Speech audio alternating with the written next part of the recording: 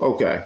So, narcissistic personality disorder has a grandiose sense of self-importance, exaggerates achievements, talents, expects to be recognized as superior without those sort of achievements associated with this particular person, preoccupied with fantasies of unlimited success, power, brilliance, beauty, or ideal love. Can we hold on? Can we stick on that for a second? We could pause here. You damn right I was going to pause right here because this is really sound like it's Mel. Yeah, hold on. So wait, is preoccupied with fantasies of an unlimited or ideal love? So like the idea of the power couple. I'm using air quotations. It kind of reads to me like, you know, the sort of premiere for a BET housewives show. Really, y'all don't know this, y'all in danger. I'm a threat. I'm a gamble with your life, cause you know that it's okay. It's okay. You know I ain't letting up, my foot is on your neck. Take my word for it, it's a promise and a threat. Really, y'all don't know this, y'all in danger. I'm a threat. I'm a gamble with your life, cause you know that it's a bet. It's a bet. You know I ain't letting up, my foot is on your neck. Take my word for it, it's a promise and a threat. I ain't never really wanna flex my gifts, but I think it's my time. Let me check my wrist. You can never get my shine. I'ma keep on grinding till I reach the tip top. Very, very inflexible. Okay. Let's go on ahead over to this narcissistic personality disorder. We hear a lot about this. Okay. Okay. Of course. Right here. Boom. Say. Yep. Boom. Yeah, and real quick, hold on, real fast before you do that. I'm gonna do this. I'm gonna put, if anybody decides that they in the chat wants to follow along, that is the document that Deacon was so graciously able to help me create. So you guys, if you decide you want to, you're more than welcome to follow through. Go ahead. Okay, cool. All right, so narcissistic personality disorder in this day and age is really difficult to really gauge this in sort of mainstream culture, because as you see, it says 50 to 75% are male.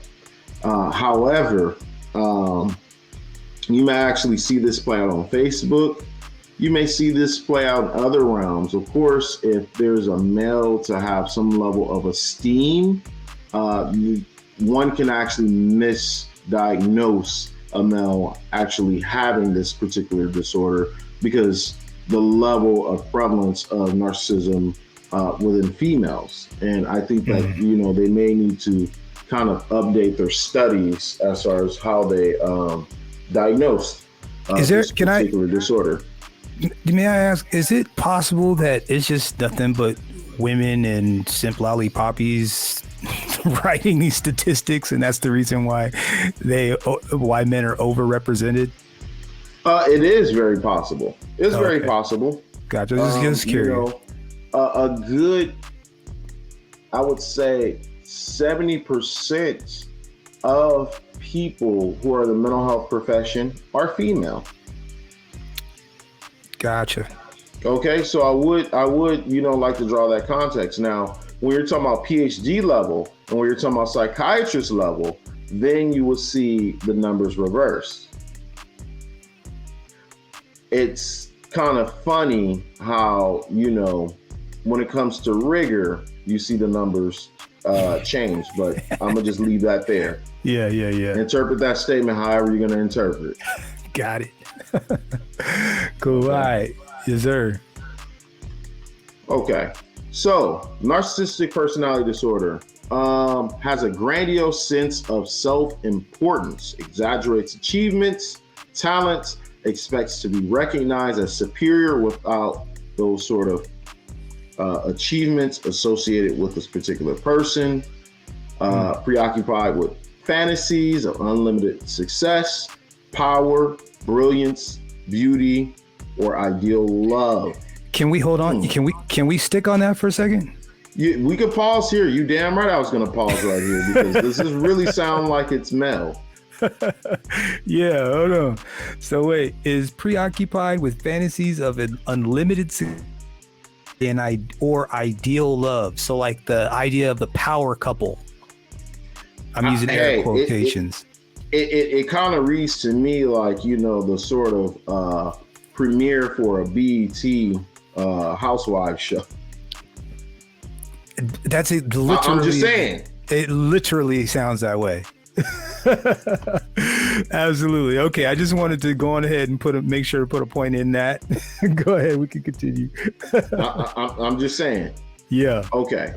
So,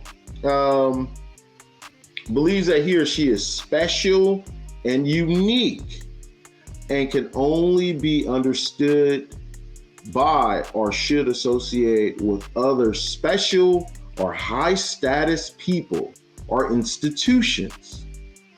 Requires excessive admiration. Black girl magic. Sorry. Sorry about that. Has a sense of entitlement, is interpersonally exploitative, takes advantage of others to achieve his or her own means. Let's be transactional. Let's say, okay, you know, hey, send me some Cash App money. Send me some Venmo money. Okay? Requires excessive admiration. Social media. Likes. Instagram. Are you all following me here? 100%. Lacks empathy. Unwilling to recognize or identify with the feelings or the needs of others. Oh, this person needs to pay my rent or pay this or that just to go out on a date. Well, I can't quite afford that. Oh, I don't care. This is what I had from, you know, everybody else I've dated. Is often envious of others or believes that others are envious of them. Interesting. So when we get to talking about the sort of competitive dynamic in relationships, rather than, you know, the sort of complementary dynamic, when somebody wants to compete with you and both of you are in a relationship with each other and you all aren't necessarily thinking about how you all can mesh together and totally utilize two incomes to build wealth or whatnot. I mean, seriously, not the sort of, you know, power couple dynamic where, you know, people are just saying it. I'm talking about, you know, people who are really trying to injure you. Oh, well, you know, he's on this high horse. He thinks he gets to travel. He thinks he's a lawyer. Who does he think he is?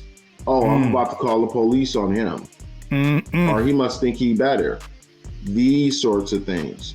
Shows arrogant, haughty behaviors and attitudes. Okay? Yep. That's something else you see. Lots of that. And haughty behaviors, specifically, you know, so is whorish behaviors an accurate way of describing that? Haughty is more like being a little more arrogant, you know, like as if, you know, princess behavior. Like, you know, as if you know, like, for example, like treating you as if you're a servant. Got it. Okay. Got it. Haughty is haughty. You could think haughty as in high horse. Got it. Okay. So that is narcissistic. Now, okay. So they try to say that 50 to 75% of diagnoses are male, and they say prevalence estimates range between 0 and 6.2% in the community samples. Now, what percentage of, and I'm gonna ask Gerald this real quick. Gerald, what conservative, be nice. How many girls do you know have some of these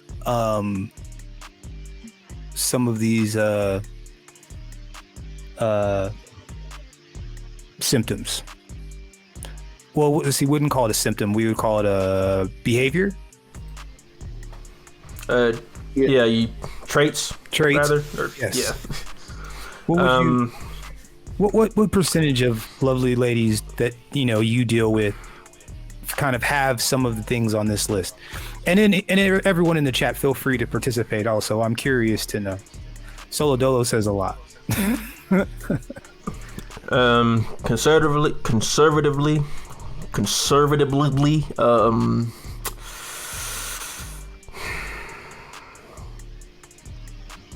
about 56. Yeah, that's a good number. Broken. What about you, man? What about you? Hey, Gerald, are you including family in that? Never mind. I don't want to get you in trouble. Never mind. Broken. Go ahead. Like I said, about 80. 80. Okay. 80-20 rule. All right. That's what's up. Deacon, what are your thoughts? Now, I know you're probably not supposed to talk about your clientele or so on, but I would imagine that you have a pretty good idea of the general public. Do you believe that this 6 to 6.2% of people, not just women, but people, is an accurate number? I would say, quite honestly, it's more about if you're talking about a ballpark, I would honestly say maybe about 40%. And when it does kind of materialize, it generally materializes in my couple's clients. You see that a little more there. You see how these sorts of dynamics play out. Got you. Now, what we're saying is these are simply, symptoms. This doesn't mean that just because someone is preoccupied with fantasies of power, brilliance, beauty, or ideal love, or just because someone requires a little bit of admiration or really needs their cootie tickled, or just in case they may have a sense of entitlement, doesn't necessarily mean that they have narcissistic personality disorder. But what it does mean is that they do have some of those traits, and that it might alert you to look for some of the other things. And if you can start to see the patterns, you realize, I could very well be in trouble.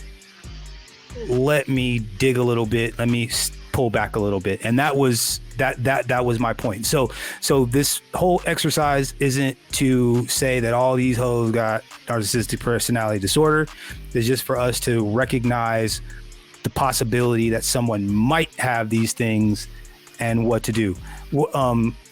Deacon, what are your thoughts about that? Is that okay? Yeah, of course. To fully fit a sort of diagnostic criteria is generally like 5 to 6 of these different traits, and even then it has to be confirmed by a licensed clinician within that state. And even then, there's tools and things that we use that are non-biased outside of us to support that. But, of course, on a sort of day-to-day basis, when we're interacting with people and you're seeing these different behaviors and, these sorts of things, you have to be vigilant, even early on. So you don't get yourself caught up, to be honest with you. I mean, it's so scary out here, I'm not going to lie to you. I mean, I've seen some people out there who are conventionally attractive, and I'm like, oh no, this person is dangerous. This person is walking around and as a potential honeypot. And the guy, innocent dude at the gas station is like, yo babe, what's cracking, what is popping, and it's over with, Yeah. So absolutely. Well, to answer Gramercy Riff's question, it is a little bit environmental, and it is a little bit obviously genetic. Sometimes, there's a sort of genetic predisposition for that, and you may have the gene, and something in the environment or an event could kind of create the sort of onset of that particular diagnosis, or it could be that you could be a carrier and, you know, because of your environment, nothing kind of triggers that. Does that make sense? Yeah, absolutely. And I like the name Gramercy Riffs. Warriors Right. is one of my favorite movies. Y'all go watch that. Great movie, by the way. I'm a